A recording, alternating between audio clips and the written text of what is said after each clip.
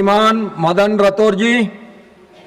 सभापति महोदय, मैं आपका ध्यान प्लास्टिक कचरा, उसके पुनः उपयोग एवं सर्कुलर इकोनॉमी आधारित औद्योगिक प्रतिष्ठान स्थापित करने की आवश्यकता पर ध्यान आकर्षित करना चाहता हूँ।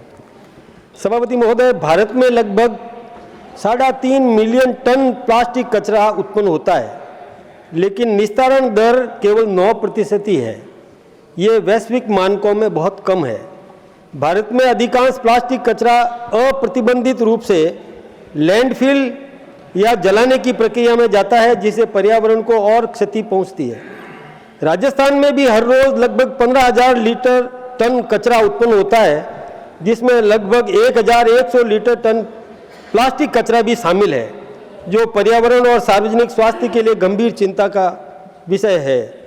प्लास्टिक और इसके साथ ही जो ये लैपटॉप, टैबलेट्स या मोबाइल्स, ये भी जब अनुपयोगी हो जाते हैं तो इसके बाद भी इनकी डंपिंग की भी एक बहुत बड़ी समस्या रहेगी। यदि ज़मीन में गाड़ देंगे तो भी भूमि खराब होगी और ये कभी यूं ही समाप्त होने वाला नहीं है, मिलने वाला भी नहीं है।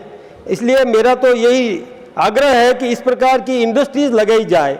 अभी मैंने देखा एक प्रगति मैदान में एक प्रदर्शनी आयोजित की गई थी, प्लास्ट इंडिया 2026, जिसमें 12वें अंतर्राष्ट्रीय प्रदर्शनी थी, कॉन्फ्रेंस, कन्वेंशन, और उसमें ये बताया गया था कि रिसाइकलिंग, सर्कुलर इकोनॉमी, अनुकूल अवधारणाएं, ये सब कैसे किया जा सकता है। मैंने वहाँ पर देखा कि खुद ने भी वो प्लास्टिक की बोतल, खाली बोतल जब उसमें डालते हैं तो डालते ही वो मेल्ट होकर के और धागा बन जाता है और उस धागे से कपड़ा भी बुना जाता है।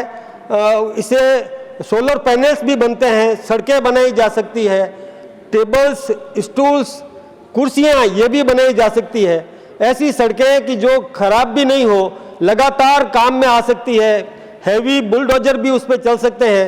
यानी जब इस प्रकार का वहाँ पर उद्योग लग सकता है जिससे चटाई भी बनती है, ये सब हमने देखा। ऐसे ऐसे प्लास्टिक की शीट्स बनती है जिससे बहुत जल्दी कमरा भी बनाया जा सकता है। वो बना करके उन्होंने दिखाया कि कुछ घंटों में, 6-7 घंटों में एक कमरा बना सकते हैं। यानी इस प्रकार की जब व्यवस्था है, इसका उपयोग किया जा सकता है, तो निश्चित रूप से ऐसे उद्योगों को प्रोत्साहित करना चाहिए ताकि इसका दुष्प्रभाव नहीं पड़े और सही ढंग से रोजगार भी लोगों को उत्पन्न मिल सके और मतलब नुकसान भी नहीं हो, हानि भी नहीं हो। इसके लिए कुछ आवश्यक कदम उठाए जाने चाहिए कि ऐसे कुछ कचरा बीनने वाले लोग हैं जो बेचारे कचरा बीनने के लिए और रोजगार पैदा करने की कोशिश करते हैं, उनको भी प्रोत्साहित किया जा सकता है। परिवार में भी इस प्रकार की व्यवस्था दी जा सकती है कि आप लिक्विड कचरा अलग से करें और